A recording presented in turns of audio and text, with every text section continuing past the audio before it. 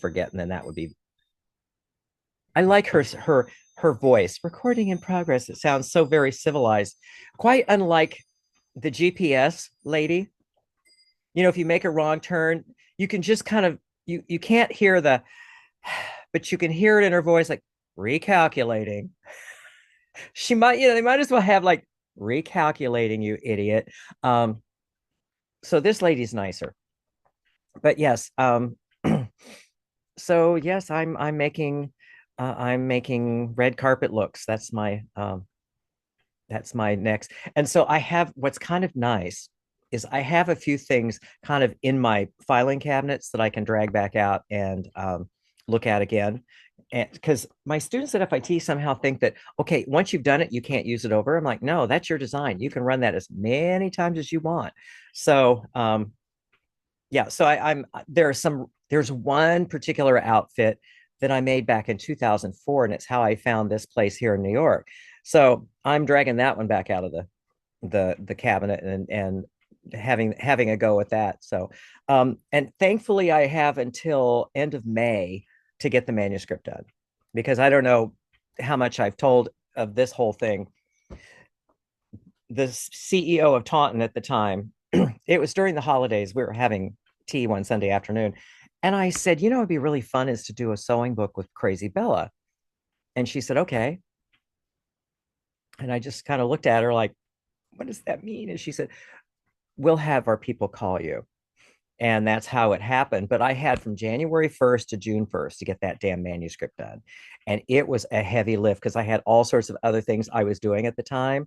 And I can turn into a little, not, I wouldn't say a monster at FIT, but I get kind of rough with kids sometimes. I had this student, here I had a 3-day video shoot for Taunton. I had an article and a garment to do for Taunton. I had 2 trips to the West Coast. I had teaching at FIT, and there was something else I remember doing. And then I had to get this book done by June 1st. And I was at a party in the fall when I had the galley proof, and there was a published author there. And, the host said, oh, Kenneth has a book too. And, there's that look they get like, and so I said, well, here, have a look. And he was flipping through and he said, you have a publisher. This is the galley. I'm not making this up. This is the galley. I have to go correct it. And he was flipping through it. He said, oh my God, how much time did this take? I said, well, I started January 1st. I turned in my part May 15th. He said, how did you do that? I said, I have no idea. So my students, I had one that semester who was like midterm, like, wham, I'm so overwhelmed. Wham, I'm so overwhelmed. I'm like, you know what? Then drop the class. And he's like, well, you're being so like, I can't feel sorry for you. I have a lot of things I'm doing, and I don't have the option of saying, "Wah, I'm so overwhelmed," because they gave me a lot of money and there's a contract with the date on it that I signed. And so that's how it works in the real world. So they did drop, which, and of course I have them this semester in the same class, and it's like, because it's this young kid who's, he's thin, he wears Issey Miyake and high heels, and okay, great, but it's sort of like, that's not what this is about. You're supposed to look good as part of it, but that's not the primary job. And so, if you don't want to do the work, you should be a stylist. But anyway, so I'm going to give him a D just to get rid of him, because I do that. There was one time I had this student, the second time I had her in class, I made her wait till the last because I was grading in class. I said, okay, I'm gonna just tell you, I'm giving you a D because I never want to see your face in my class again. And since I'm cutting you a favor because she needed the class to graduate, this is what I'm going to tell you. Are you really sure you want to do this? And she went into I have all these fabulous ideas. I'm an idea person. I'm like, you know what? Ideas are useless unless you can execute them.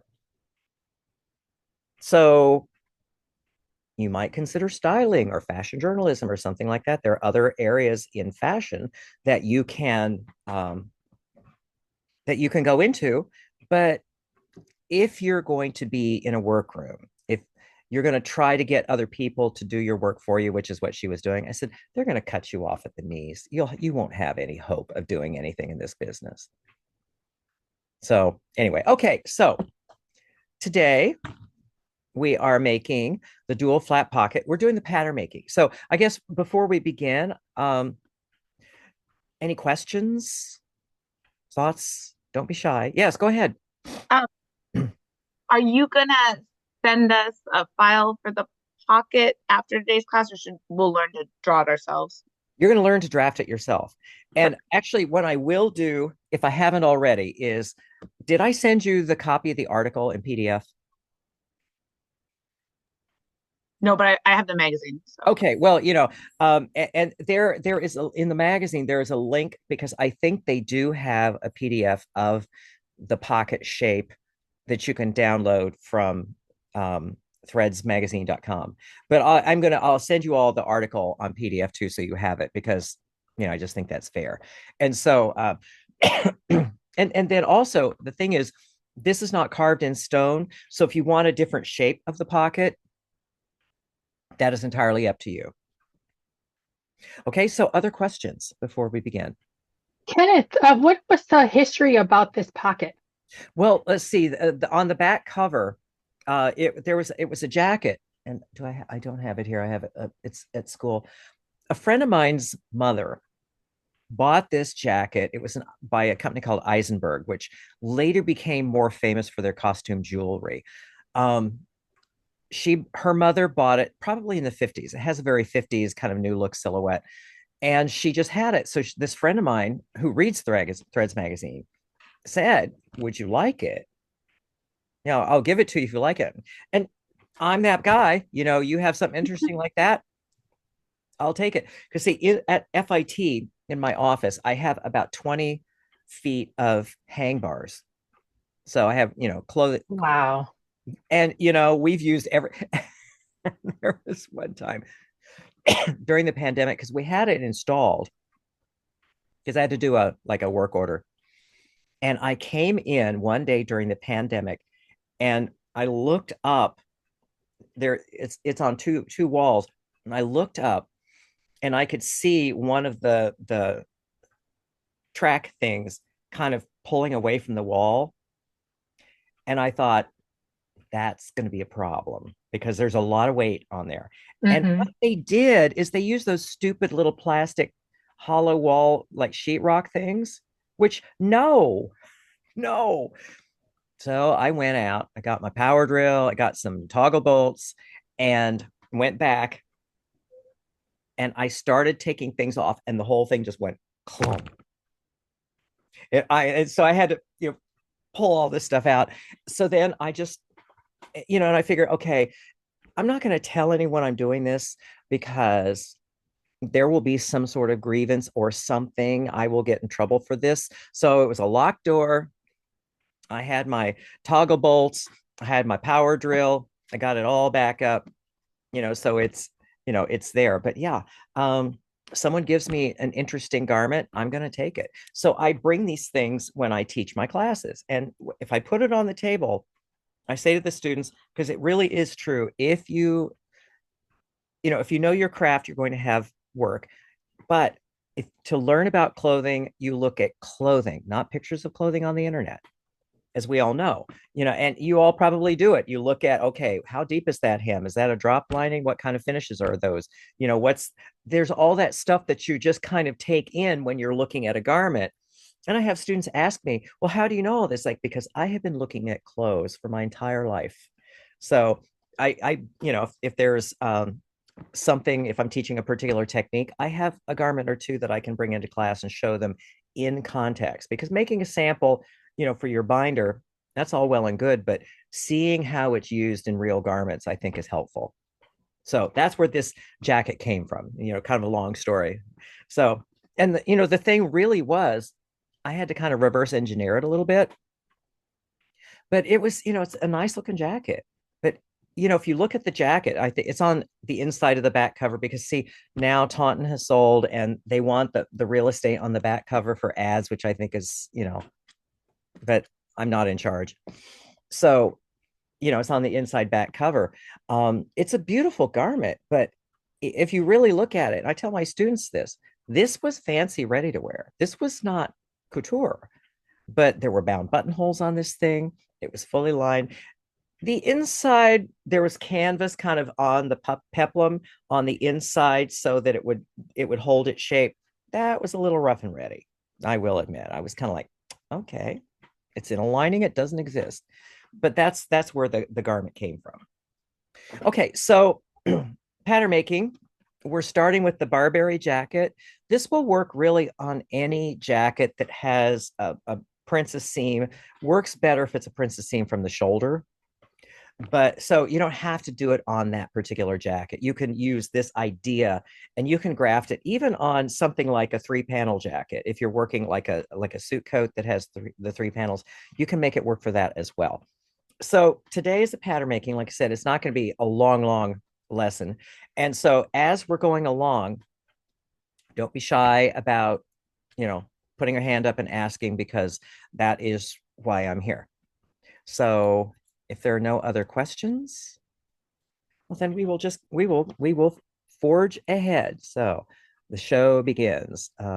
Intro and pattern making. Here we are. And there it is. Just make this a little bit smaller. There we go. And so I will collapse this down. So if you need to ask a question, just turn your mic on and give a shout out. So let's go. This lesson is what I call the dual flap pocket. It was inspired by this vintage jacket that you see here, which was a gift to me from a friend. It was her mother's. She bought it in the 1950s. It was made by a company called Eisenberg. Eisenberg made clothing, but they were famous more for their costume jewelry. Now, what you can see here, this red jacket is the example jacket that we will be constructing in this particular series of lessons. As you can see, it has a similar shape, and the pattern is by a company called Charlotte Emma, and this is the Barberry jacket. This particular jacket, I really think, was either copied from a jacket like this or drafted to look like a jacket like this. So it's a really good example to create something that looks like the original. The lessons here proceed as follows. First, we're going to be starting with pattern making, then cutting out and constructing. So we have a lot of work to do. Let's get busy. I have decided to reduce the pattern making to half scale to demonstrate the pattern making. So what we have here is the jacket center front panel, and here is the jacket side panel. This is the waistline. This is the bust line. So this is what we're starting out to do. Now, one thing I want to do is shift some of the shaping from this seam to this panel here. So what that's going to look like is this. So you can see here, the dotted line is the original. So I flattened out the shaping just a little bit. And then what I did is to find the midpoint between these two seams and fold the paper to get the vertical line of this double-ended dart. And I shifted this shaping into here. Now, from here down, these darts generally on these jackets, this upper end of the dart ends an inch and a half below the bust level.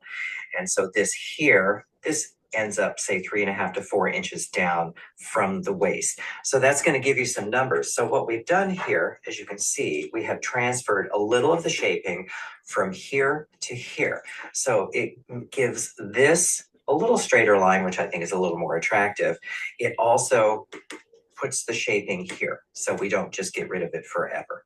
So now that we have performed this particular move, the next step is to generate the lines on the side panel. So this here is the side panel.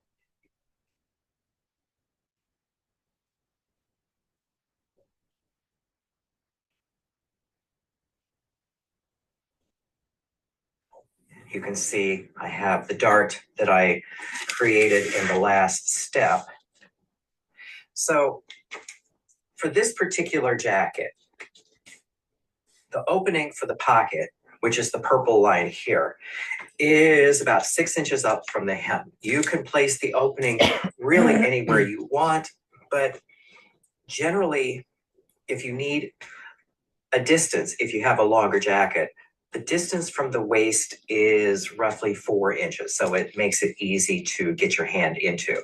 So you can see here, I've used the template to trace onto the body side the two flaps. So this will be where the two flaps meet, and this and here, the placement of the design. Also, what I like to do, notice here I have it next to the center panel. You want to make your matching notch so that you know that these two match up when we construct. That's going to be useful later.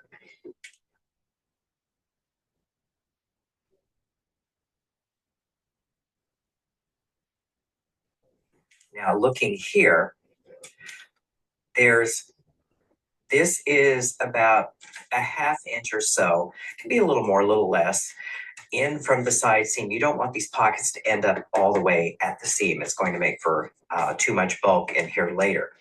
So say 1/2 inch to 1 inch either end. Then from here down to here, this is 1 inch. And so then we're going to trace this, and then I've drawn the entire pocket bag like so. So this then is going to be the illustration I'm going to reference in the next steps.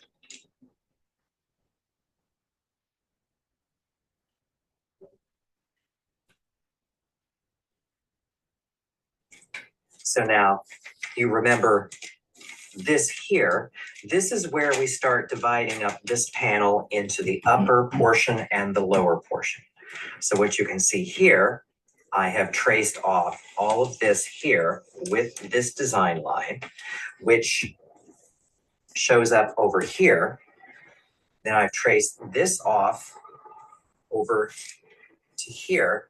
And notice from the original line, I've drawn a line parallel down by 1/4 of an inch. The reason for this is the 1/4 of an inch accommodates the turn of cloth. If you don't add that in, this is going to look a little skimpy.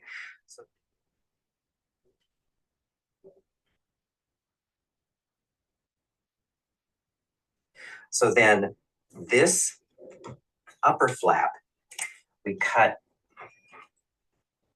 2 per side.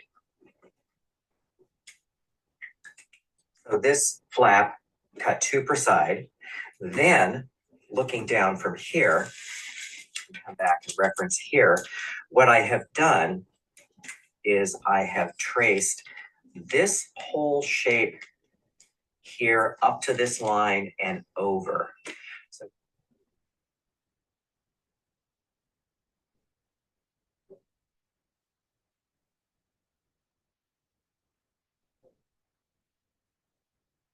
So tracing that off gives me this piece here. This ends up here. This is going to be the back, the pocket back. And so then this will join in this seam later in construction.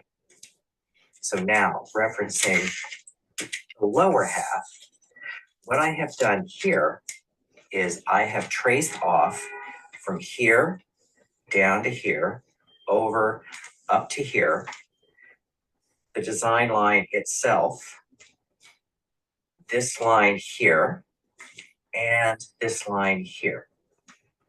That is going to yield this piece here.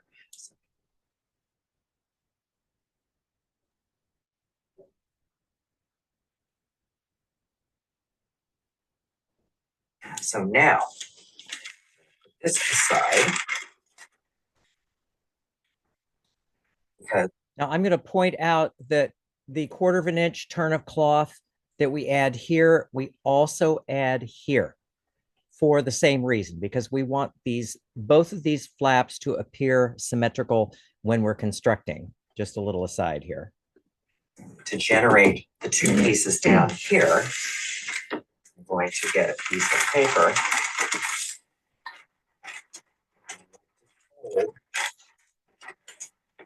So we're going to fold this paper and we're going to put this fold along this line here. So you can kind of see that through, it leaves a shadow here. So what I want to do then is I'm going to trace out this here. Because as you can see here, I've also raised a 1/4 inch from the original line. Again, turn of cloth. If you don't, the flap is going to look a little bit skimpy. So then I'm going to trace all of these pieces.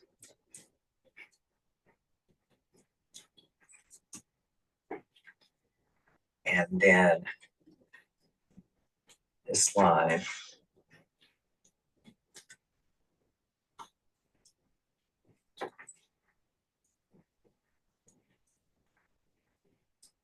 So again, to refresh your memory, we've added 1/4 inch up here. We've folded a piece of paper. We've traced this shape, the entire piece here, and the two different portions of the pocket. So that now what that is going to yield are two different pieces. So we unfold this. And let me just mark it out.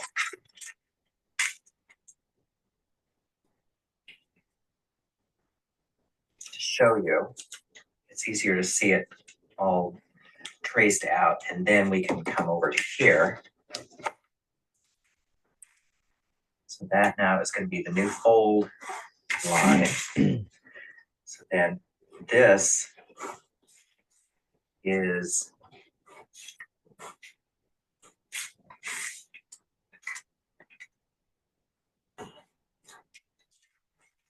so then this here yields this piece here, which is the lower portion of the side. So then we also have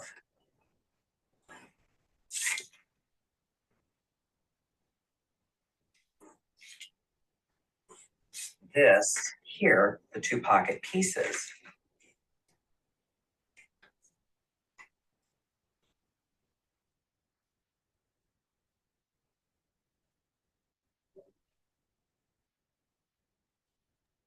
Kenneth, Yes. is the purple piece the facing is going to be separate? No, it's going to be added to this. There will be no seam right here. Okay. So Okay. what's going to happen? um, see this piece here, the whole thing will come up like so. So there won't be a seam on the outside. And so this part here, you've got the fold here because this thing here, this will show from the front, this portion of it. And so what's going to happen is this will fold over towards the front, and then this portion folds back and down into the pocket. I didn't want to have a seam here to join the pocket because it destroys the illusion of the fold. So this just, this, you can take, it comes from here, it attaches to here. So this whole thing here is one entire piece. And then when we trace off this here, that then creates the lower half of the pocket front. Okay, so it's like a cut-on facing. Exactly. That's exactly what it is. Yes. Okay. Okay. So other questions so far? I'm kind of going, we're kind of worrying through this. So I just want to make sure everyone is up to speed. We're good? I actually have a general question. I probably should have asked it in the beginning, No, go ahead. but what was the reasoning why you took that? I don't know if it was a half inch. I don't remember what it was, but you Oh, took from the first panel to the side panel. oh yeah, that's more let me just run back we're 13, 11, I'm 12. sorry, I should have Sure. asked it No, back then. that's good. You know, you want to ask your questions when you have them. Oh, here we are. Yeah. Yeah. Because see, on the original, it had a dart here, and that was that was something you saw a lot in the 40s and 50s. They sometimes, to get a really defined shape on a garment, you find you can't really take a lot out of this princess line before it starts to buckle. So what you could Mhm. do, and this is something you can do for skirts as well, and this is where I first kind of learned to understand it. If you have, say, a really pronounced difference between your waist and your full hip, like for example 10 inches or more if you need a number, like a Dolly Parton figure, you can't take all of your shaping in one dart on a skirt or even on a bodice. You need to divide it up, because if you put it in one dart, at the end of the dart you end up with a point which is not flattering. So what I did here, partly stylistically because jackets of this vintage have this here, and partly just to keep the same shaping but not have it all appear in the princess line, I took some of Okay. this out and flattened this line and then transferred it over to here. Okay, gotcha. That makes sense, because it's this is one of those things that, if you look in a lot of pattern making books, they'll say, oh, you can pivot everything into one dart. And in flat pattern in books, if you're dealing with the dress form that doesn't have a real full bust, you could get away with that. But when you're dealing with real figures, you need a little more shaping. And so sometimes you divide that shaping up and you don't have it in just one dart. You may have it in two, you may have it in three. I've seen three. And having this end down from the bust line, generally your darts an inch and a half to 2 inches away from the apex. That's where I get that number there. Okay. Okay. All right, thank you. Good. So other So questions? Yeah, can go I, ahead. well, on, Yeah, on this same topic, yeah. in the article, you found the min line. How do you find the min line to create the dart? Oh, well, what I did is I just folded the waist, folded the paper at the waist and matched this point here with this point here to find Hmm. that point. And where the pattern creased, which was perpendicular to that waistline, that's how I found the midline of that dart. Okay, okay, Okay. great. Okay. So other questions? Okay. So I'm gonna yeah, go ahead. uh do a full bust adjustment on the pattern. Yes. So just do it the usual way I do a princess seam where come out in the inside curve and add the dart, or something different here, you think? Well, if you're going to do a full, what I would do is do the full bust adjustment first and then Mhm. see what it looks like. Because, for some people don't have as much of a take up here. This pattern just came right from the envelope. So I was just going with the pronounced curve here. So you can have a look at it and see um, what the difference is between, the princess seam on the side and the princess seam here. Because you can see on this thing, it's quite a lot. It's probably an inch and a quarter between, the original here and here. So it doesn't necessarily have to be half inch. It could be a little more, it can be a little less. I just like a little bit on the side. First off, it divides the space nicely, and it also looks good centering the detail on this dart. So if I do a bust dart, you don't think that'll interfere with anything, right? Well, actually, you could. If you're going to use a princess line, I wouldn't have a side dart. Okay, so don't worry about that. Just increase the princess as needed. Yeah. And so, yeah. If you're going to be doing the full bust adjustment, yeah, what you could do is if you sometimes you end up with a dart here, you could Yeah. just pivot that close. And this is going to actually tilt a little bit away, a little bit more away from the center, which is okay. So just tilt and no dart for the bust. Yeah, I would just fold the dart out at the Okay. princess line because if you have a princess line, having a dart and a princess line is kind of redundant. That's one of those things that would send my teacher Simone into a spasm of fury. If you had a princess line and you had a dart coming off the side, she would have an absolute conniption fit over that. Some people do. I'm not a fan of it. Okay. Okay. So other questions. Okay. Well, then let us rewind back to where we were. So we were here. Okay. So let us continue.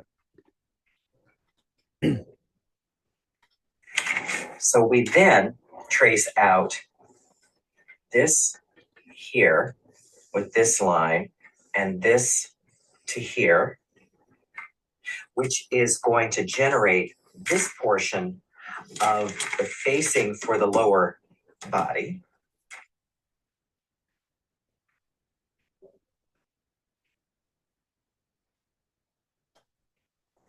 And then we also trace out this, which is the lower portion of the pocket bag for the lower layer.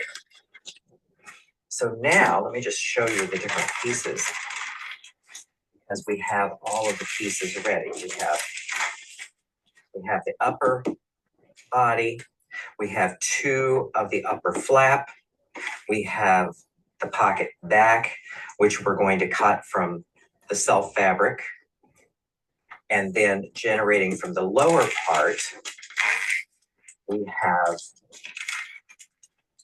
the body piece with one half of the flap. And then this is going to be the flap facing, which extends down. So you don't have the pocket seaming right here. And then down here, we have the rest of the pocket bag for the front. Now, these are all of the pattern pieces that we need, plus the side front, which would be this piece here. So these are all the pattern pieces we need to cut the fabric. Now, just kind of a little aside, let me just close this down. A little thing that when I'm drafting patterns, come on, close. Thank you. Okay, yeah. So when I'm drafting patterns, I didn't mention this at the beginning, but since we didn't draft patterns in the beginning, I draft two stitching lines and afterwards add the seam allowances. Because there are some people, and I run into them every now and then. They want the seam allowances included and everything. It's like it's not how I learned it, and especially if I'm altering something, adjusting a pattern, you have to have the stitching lines. Now there are people who can do it with the seam allowances. I can't do that. I like to have the stitching lines. I like to go back and do all my alterations. Then I can check the measurements of the stitching lines to make sure everything matches. And then I can go back and add the new seam allowances unless I'm using a dual tracing wheel and carbon paper, which there are times I'll do that. But that's, for any kind of pattern making, it's considered, it is actually, to my eye, much easier to work with stitching lines because you know exactly what the finished thing is going to be, and there's no guessing. You're nodding, Nia. It sounds like you learned the same way. Yeah. Okay, so this was a kind of a whirlwind pocket class so far. Next week is going to be a little longer, obviously, because we're going to be actually sewing this thing. But questions before we go? I'm looking at the Barbary pattern right now, so we're gonna, because I got that pattern to work with. We're just gonna ignore their pocket line and work from our own. And then, um, does it have? I've not used this company before. Do they have the seam allowance? Oh yeah, it says 5/8. Okay. Mhm. So Yeah, so what I had to do when I got, because Carol at Threads sent me the pattern. So that was the first thing I had to just kind of back it off to get the stitching lines. And then, of course, I had to take it over to Kinko's to shrink it down because so much easier if I'm going to be illustrating pattern making to shrink it down to half scale and because I'm doing this in my studio. I don't have a fancy studio situation that I could have a camera set up to hover over the table. So I just found that putting the tripod on the table and I actually aim it facing towards me. And what I've learned is that in iMovie, you can flip it right side up. You can film something upside down, you can flip it right side up and it will run right side up. So that's kind of how I had to do that. So that, that's just the things we have to do to get our work done. and then I think the pattern is drafted a bit shorter than I am. So when we lengthen, would you say just lengthen the usual?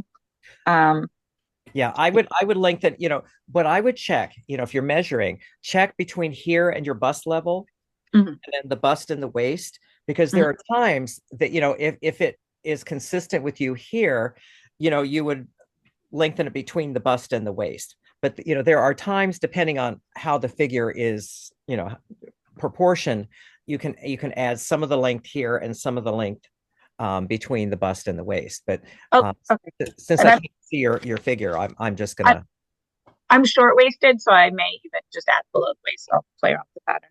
yeah. Yeah. But it's a pretty pattern, I have to say. Um, I would probably, if I were to make it again, I would I would taper down the peplum just a little bit. I felt like it was a little bit too A-line, and I would take it a little straighter. But this is for an article, so if it was for a private client, I would have made a muslin first and tested it. But articles we don't get a muslin on that.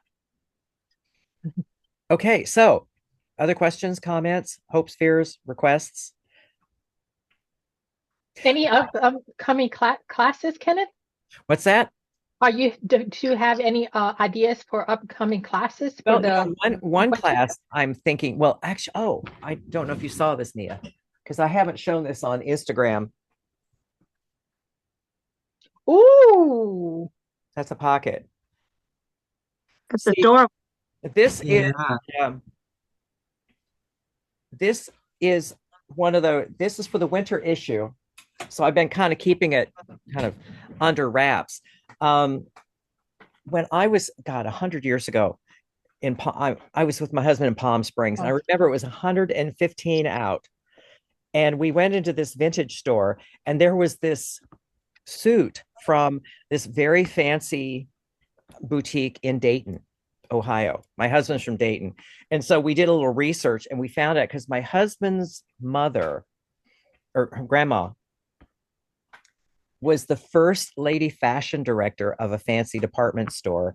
And it was called Reich's in Dayton. It was like the Bergdorf's of Dayton.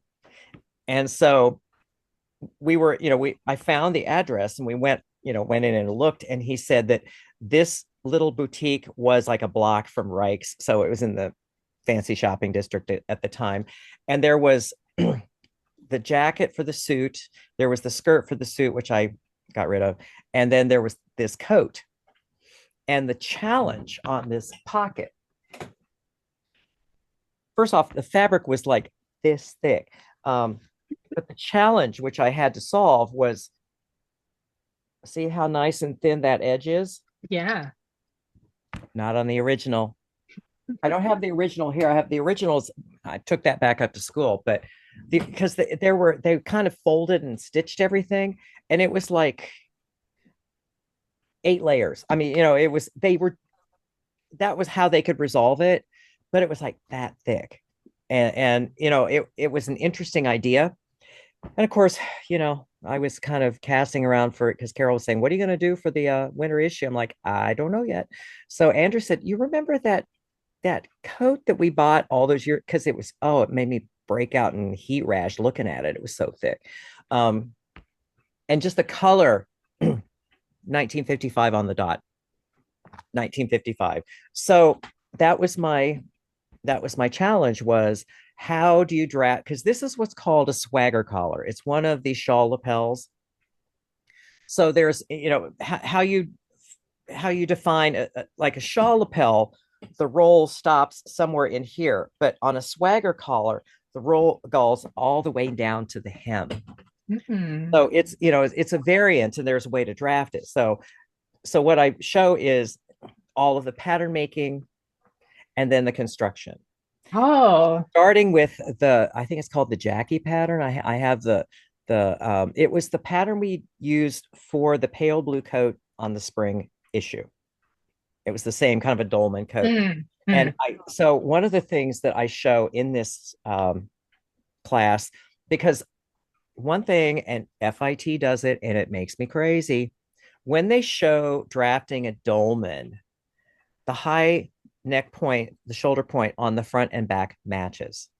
Now that looks great if you want it to lay flat on a table. But yeah, I know Nia's looking at me like, and so there is a way with a dolman sleeve to add the length you need to get, because see, if the back is too short, this is one of those things. Garments tell us what they want. And so if you've ever worn a garment and it shifts back, one of two things is creating the problem. One is you don't have enough back width. And the other one is you don't have enough back length. And how you can figure out one from the other. This is just something to know, because we've all worn a garment that's done that. Is if you seat the garment against your neck and you get what I call the shark fin at the center back, and the hem will usually rise up a little bit. What that tells you is it needs more back length. And how you determine how much to add is you measure from the floor to the hem at the side, and then from the floor to the hem at the back. And however much higher it is at the center back, that's how much you need to add at the shoulder blades up.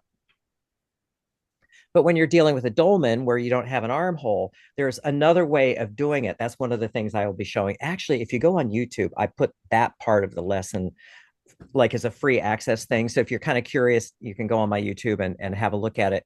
And this is one of those things because when you're working with the dolman, and this is something when I was drafting dolmans, I have actually a shirt at FIT that's a dolman. And if you've drafted it correctly, if you have enough length on the back, when you fold it, if you fold it at the center back and match the shoulders at the center back, the sleeves will pitch forward. That's kind of the test. If you Hmm. if you have it, if it's drafted properly, that when you fold it on the center back and match the sleeves will automatically shift forward, which is what you want. So and so the other, if you're doing this and it doesn't have the shark fin when you seat it at the back of the neck, that tells you don't have enough back width. So you just add width in the back. Those are um, one of two things the garment is telling you. You need one or the other.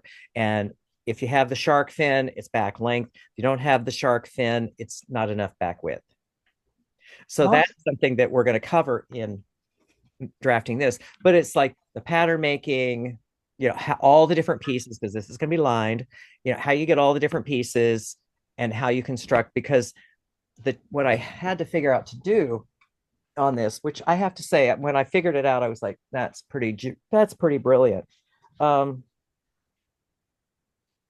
I had to, because see, I didn't want to have all of the fabric in this area here, but I needed the pocket, because in the original, it all came and it created a big train wreck, and you didn't have a nice sharp edge right here. So there is a seam in here that's the pocket. And then there's the whole thing about which do you sew first, which do you sew second, because the original was all hand finished, which I understand why they did that, but not necessary. So I'm going to run that probably in January. The other thing, I'm awesome. teaching second semester sewing at FIT. I haven't done this forever. And, but that's okay, because the trouser class that I'm teaching now, that is going to come in handy for me starting next week, because, whenever possible, I like to send my students a video. And so I don't have a video for the jacket because, the last time I taught the class was in 2015. But, I, of course, make these to fit me because it's all about me. So I've decided because I'd like to teach it again. I like getting these kids at that stage in their sewing career because you can make them like it more. You can make it less painful because I've seen and heard, because there are just some of the things some of these professors tell these kids, like the yellow-headed pins. I had, my magnetic pin cushion with the yellow-headed pins, and I had a student say, "Can we use those pins?" I'm like, "I don't care what pins you use, as long as you do the damn turn in a jacket. I don't care." And the student said, "Well, our professor last semester said you couldn't ever hope to be a designer if you use those pins." And I said, "See this? See this, kids? This particular gown lives in the permanent collection of the LA County Museum of Art. Can you tell that I used yellow-headed pins on it?" And then I said, "And I have things in the Victoria and Albert Museum in London. Same thing." But maybe your other professor doesn't have working, which was kind of an asshole move, but you know, because that was a stupid comment. A pin's a pin. I like the yellow-headed pins. Debates rage on which is the best pin. We all have our preferences, and so some nonsense like that. I just said that's bullshit. So I want to make it as and when I'm doing a certain thing, and I've had students this semester say, "What I like is that you explain why." I said, "You have to know why, because if you don't know why, you don't remember it. If you understand why you do a certain thing, you're going to remember to do it. And if you're in a similar situation, you'll think, okay, in this situation, I know that we do this, so it would stand to reason that over here it's going to work the same." So what I'm going to do is the next video is I'm going to start with the Jessica pattern again, because we've done it before, and make like a ready to wear block fused notch lapel jacket like I'm doing at FIT. So I have it as a teaching tool for them. And, it's another class that we can use. So, this is because not everything has to be bespoke with all the pad stitching and all. It doesn't all have to be that way. If you want something that you need to get together and wear like next week, this is going to be your class. So though kind of a long answer to your question, Nia, but that's where I'm looking at. And on top of that, I have this book that I'm working on. So I do love a project. That's one thing I can truly say is I tend to keep busy. Have you seen the dual slap pocket on other designs? Like I was pondering maybe we could put it on a duffel coat or something. And put it Um, anywhere you want. okay. See, you are the designer. See, the thing about details like this, and I remember someone when I first started out, I was teaching an embellishment class, and someone was like, "You're not giving away your secrets." Like, well, no, I'm not. I'm teaching a technique. A technique's like a tool. You have a sewing machine, you have an iron, you have a technique. And so what you can do then is once you have this technique and know how it goes together, look at, okay, how can I take this particular technique and put it into something that is going to express my design aesthetic. So it's not just for this just for that Barberry jacket. It came from there, but it doesn't have to stay there. Okay. Okay, so other questions? Well, then I think we're finished. Let me turn off the recording so that, oh, hang on.